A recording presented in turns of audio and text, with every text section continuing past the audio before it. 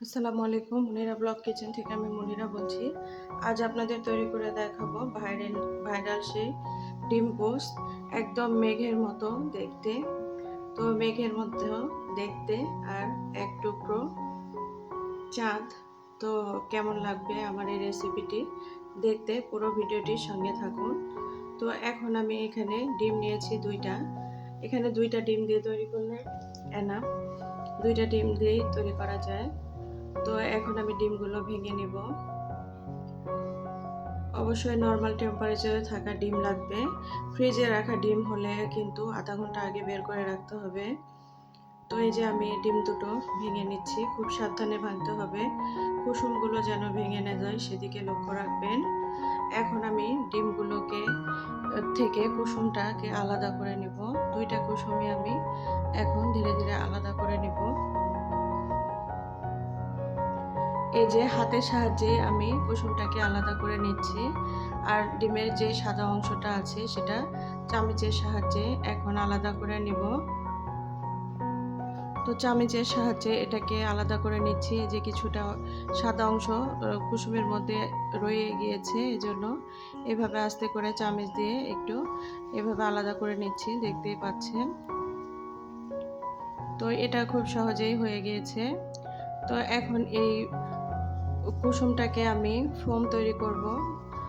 তো চামচের সাহায্যে আমি চেষ্টা করব। আমার কাছে ইলেকট্রিক বিটার নাই, তো কি হয়েছে, ইলেকট্রিক বিটার ছাড়াও কিন্তু এখন চামচের সাহায্যে আমি চেষ্টা করছি ফোম তৈরি করতে।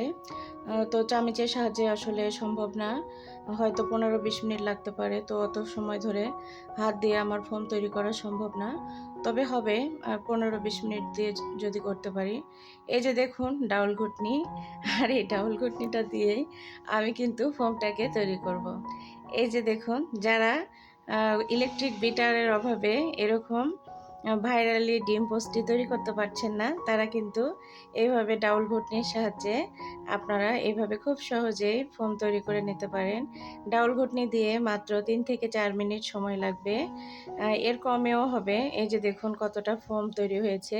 তো এটা আমি আরও ফোম তৈরি করে নেব ধীরে ধীরে। তো এই যে দেখতেই পাচ্ছেন কত সুন্দর তৈরি হচ্ছে। আমি কিন্তু পুরোটাই এখানে ডাউল ঘুটনি দিয়েই তৈরি করেছিলাম। আপনারা হয়তো অনেকে ভাবতে পারেন যে আলাদাভাবে তৈরি করেছে। তো এর জন্যই আমি আপনাদের দেখাচ্ছি। দেখুন এই যে কতটা ফোম তৈরি হয়েছে। তো আবারও করব, এটা ফোম তৈরি করব। তো এর আগে আমি ডিমের কুসুমগুলো প্রিপেয়ার করে নেই।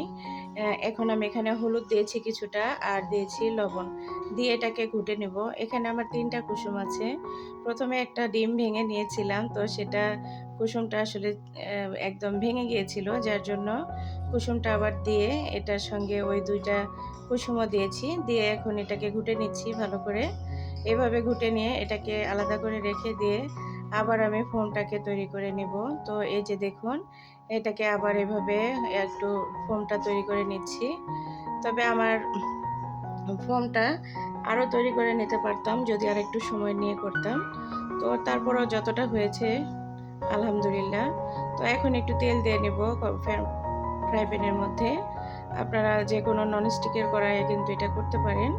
তো এই যে তেলটা দিয়ে ভালো করে তেলটাকে গরম করে নিতে হবে। আর চুলার হিটটাকে হাই হিটে রাখার প্রয়োজন নেই, মিডিয়াম হিটে রাখবেন। আর এখন প্রথমে আমি কুসুমটাকে দিয়ে দিব। তো কুসুমটাকে দিয়ে একটু ঘুরিয়ে দিলেই দেখবেন যে বড় হয়ে যাবে। এই যে এখন এটাকে ঘুরিয়ে আমি একটু বড় করে নেব।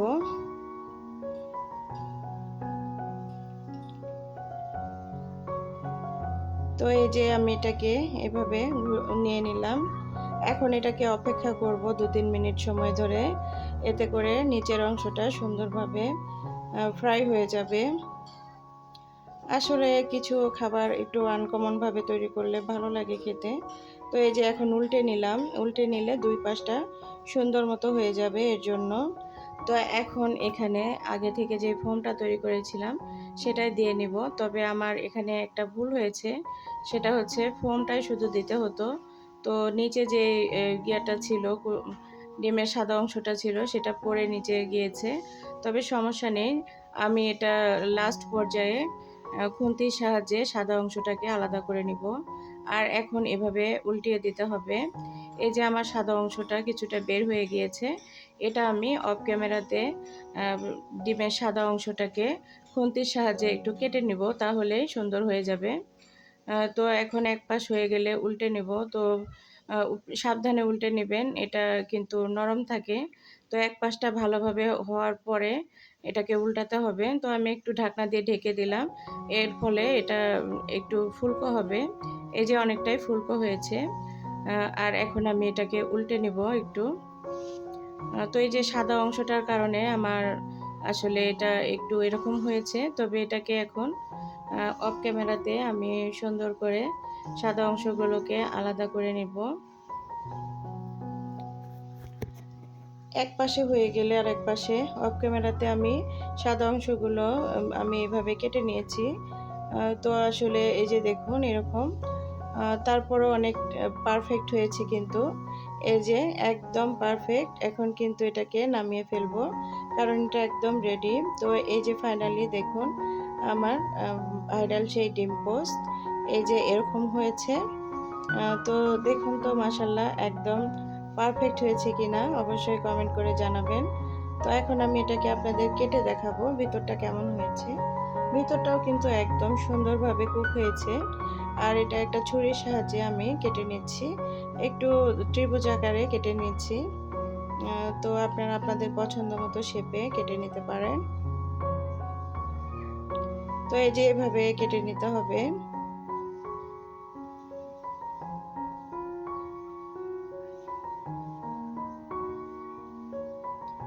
এই যে দেখুন আমি এটাকে একদম কেটে নিলাম, নিয়ে একটু ডেকোরেশন করে দেখাবো আপনাদের। তো আমার এই সহজ রেসিপিটি আপনাদের কেমন লেগেছে অবশ্যই কিন্তু কমেন্ট করে জানাতে ভুলবেন না। ভালো থাকবেন। এতক্ষণ সময় নিয়ে আমার ভিডিওটি দেখার জন্য সবাইকে অসংখ্য অসংখ্য ধন্যবাদ।